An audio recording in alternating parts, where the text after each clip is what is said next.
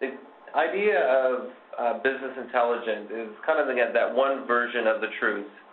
And the idea is to kind of take your disparate source systems, bring them together into a consolidated BI layer, in our case, the professional services BI solution, which is kind of managed by your internal CIO. And from there, you have that one version of truth that can be used by business development, managing partners, your CFO. Everybody's looking off the same piece of information. So you don't get in a situation where one person thinks things are going great based on the way they've analyzed numbers versus somebody else doing something different based on another set of numbers. And then those numbers can come out in a variety of forms. You can have static reports, dashboards, Excel, pivot tables, that type of thing. What we're going to focus on right now is dashboards. So part of building a successful BI solution is taking a bit of a top-down, especially in terms of dashboards, is instead of just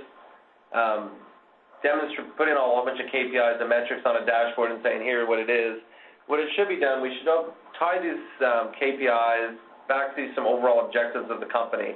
And this will help give some direction and some focus in terms of your initiatives. So if you look at overall objectives of sales, marketing, operational effectiveness, high-value clients, profitability, and growth, what we do through our analysis process in implementing our BI is create analysis areas where they can derive information about those key objectives. And then within each analysis area, we take it down to individual detailed KPIs. And then once we've identified these analysis areas, what we're then able to do is map them to individual roles within the organization. So while all the analysis areas are probably important to the firm as a whole, they're not necessarily all important to individual people within the organization. So what we've kind of done is broke it down. We kind of company-wide, where you're looking at the CEO, CFO, or COO, depending on how you're individually organized. And so they may have analysis by regions, lines of business, different dates. And then we get down a bit lower, kind of in a cross-client basis, but more within a region. So you look at delivery leads within a region, or sales managers within a region, or within a line of business, depending on how you're structured individually. And then taking the next level down is down to individual project managers. So taking it down into the individual grain. And so the analysis areas and the data they see and the grain of data they see will vary based on the dashboards on a role-based, within a role-based dashboards. And how does this translate into our individual dashboards? So this is kind of the anatomy of an Ideaca dashboard and the way that we present our data. What we try to do is a lot of dashboard solutions focus a lot on having a few individual KPIs, and then you're required to kind of drill down through a lot of very technical steps to get to the individual detail through multiple levels. And that's great if you're a very seasoned business analyst and can follow the breadcrumb trail through all the different analysis screens. What we're trying to do with our Ideaca dashboards is try to surface as much of the analysis, as much of the filtering, and much of the different KPIs all within the same dashboard, so you can get all your information from one spot instead of bouncing around between a variety of dashboards or a variety of screens to get different information. So the way we do that is the top half of the dashboard is focused around the analysis areas. So based on the role-based dashboard that you've identified, you'll add in the analysis areas that are applicable to that specific role. And then within the analysis areas, we'll have a bunch of shared KPIs, which are common between all the different analysis areas. Typically, it's current period to previous period, current period versus budget versus year-to-date, that type of thing. And then we use the page filters to allow you to filter that analysis, that summary scorecard, by the different page filters. And the page filters leverage the security within your underlying database and your analysis cubes, so you only are able to see the information that's appropriate to you. So if you're regional, you would only see within offices, you'd only see the offices that are applicable to your role. If you're in a CFO role, you'll probably be able to see the entire company. The advantage of the page filters as well is it does update the summary scorecard. So when you can look at everything from an all basis, once you've kind of identified an analysis path you want to take, you can then filter the dashboard one level further down and allows you to do another set of analysis within that main functional area. Once you've identified an error or an area you want to investigate off the summary scorecard, you can then click into that summary, onto that particular analysis area, and then the bottom half of the dashboard becomes specific to that analysis area. So what will happen is you will have KPIs specific to that analysis area displayed in a detailed scorecard, and then you'll also have a detailed chart which will allow you to see some trending, whatever else, specific to that analysis area. What we also allow you to do is what we have is these banding methods. What this allows you to do is you click on line of business or office or revenue type. What it does is the groupings, the breakdown of the data from the summary scorecard gets broken down depending on what you've selected off of the banding method. So in this case, you're seeing the different lines of business, but with a simple click, you can move over to office or revenue type. So I just wanted to kind of give the overall background, but I think probably what you've been waiting a good portion of time to see is a little bit of a demo. So I think I'm going to dive into that next.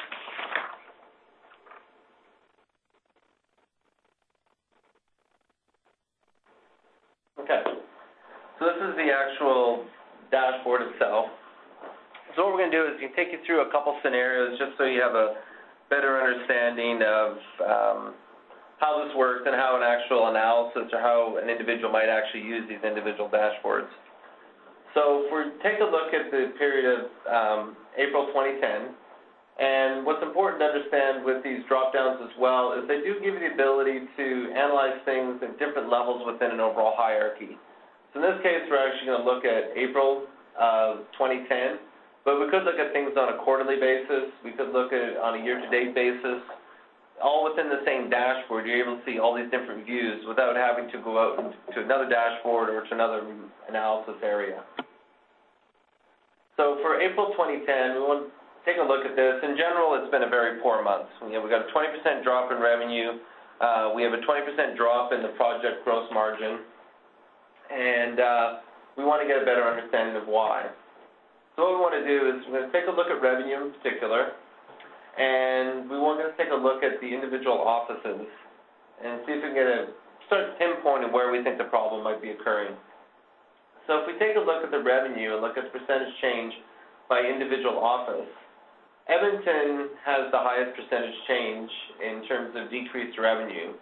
But if we take a look at Calgary, the overall dollar drop in Calgary is far more significant. So I think we're going to focus on Calgary first and see if we can get a better understanding of why Calgary's drops. What we're then able to do is to go up to the office filter and filter these results a bit more specifically by Calgary. And so this will update the entire page. And now that we're within Calgary, within the revenue one, we can go into the line of business and we can get a better handle of, for Calgary specifically, for the month of April, we can specifically see where the drop in margin has occurred and where it's most significant. And so although portals and collaboration is a little bit higher percentage, the major dollar amounts seem to be coming out of the AX area. And customers, and most of the other ones are following as well. Customer support is the only one that seems to be going quite well, and actually CRM seems to be going quite strong as well. But you get an immediate idea of where these focus areas are. And if you want to, you can actually click on an individual line here, and it'll update the graph on the right. So then your trending graph over here, in this case it's budget versus actuals, you can get a 12-month trend. It's actually a 12-period trend. So if you're actually analyzing by quarters, you'd actually see 12 quarters of trending. In this case, we've selected individual months, so you see 12 months worth of trending. And it gives you an idea whether this is a one-month anomaly or whether this was more of an ongoing trend. In this case, it's probably a little bit of both. There's been an ongoing downward trend of AX revenue. March actually was very positive, and then we're probably back to where we've been in previous months. So what we can then take you down even further, we can also take a look as well by revenue type and try to get an idea of, what does this relate to? And in most cases, although there is a big drop-off in software, the majority of the areas in professional services is where we expected it to be. So what we want to do is the CFO, CEO now has kind of said, okay, what's going on with our AX practice in Calgary, and has gone to the sales director there to get an idea of what's happening. Okay, want to stop for a question? Yeah. So the question we have is, does this support multiple currencies, or is the currency shown the MST of your company? It can support multiple currencies. Basically, Ideaca's solution is we're building on top of your existing data.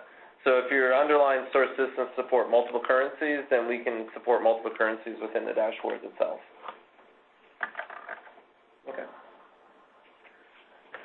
So, as I was mentioning before the question, the CEO has said, okay, I've got an idea of where the problem is. I really want my regional sales director to get a better handle on exactly what the problem is.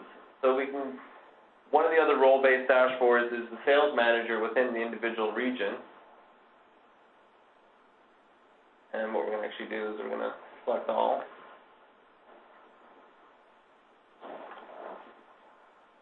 So we're going to look at overall revenue, and in this case, we want to take a look at individual customers.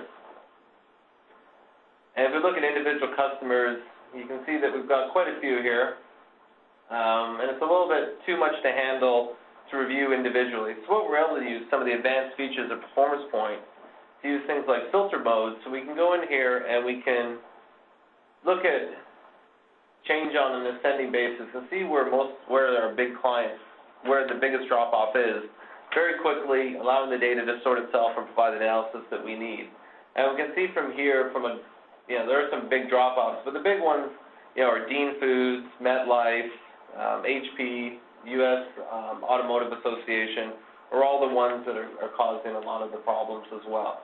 So this immediately allows us to kind of get right down immediately and say, okay, where the problems are in individual customers. Your sales manager may know this off the top of your head, but it's always good to kind of confirm this information with actual statistics, because there may be something that's occurring behind the scenes that they're not aware of, and these numbers are much more authoritative than necessarily their memory. We can also take a look and see, based on, so this is kind of explains overall revenue, but you can also see here we've got quite a significant drop-off in bill rates as well. So that's another area of concern. So as part of this overall analysis of what's going on with Calgary,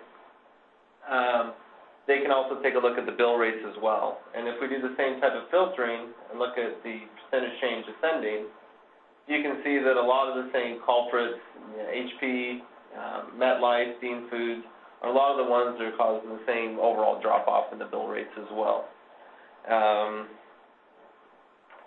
And what we can do is even further say, okay, if we take Dean Foods as an example, we again, through all this surface within the overall front end of the dashboard, we're able to take it down one step further and filter on an individual customer.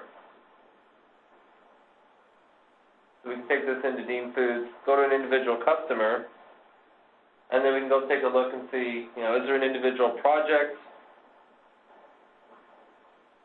that's maybe the main culprit of this? And we can see here, well, it's a bit of two things. One is we had a whole bunch of software revenue last time on a software sale, and so more of a one-time purchase, and that's dropped off. So let's explain more than half of it. So all of a sudden, Dean Foods isn't looking as bad as we thought it was. It's not a 75% drop now. In terms of recurring services, it's only a 50% drop, or 60% drop, but it is quite a bit of drop-off in AX. And so, again, you can keep driving further if you want to. You can go into individual employees.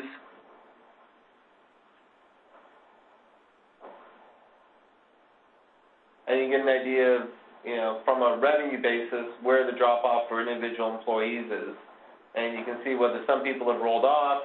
There's some one-time revenue associated with no employees, which would be the software sales. But you can see how some people have rolled off, some people are committed at a little bit less. People rolling off is probably not as much occurring as potentially people that are only working part-time on a project that aren't utilized somewhere else within the overall project. So hopefully this scenario gives you a pretty good idea of how you can kind of go from very high-level analysis of data at the CEO level, and basically through a series of dashboards and through a series of roles within the organization, utilize this information in a very simple fashion is take you all the way down to identifying, okay, which specific project or which employees on individual projects might be contributing to the problem, if it's a specific problem, or which series of projects or which lines of business are trending. So you kind of take it from kind of macro trending type information all the way down to detailed analysis.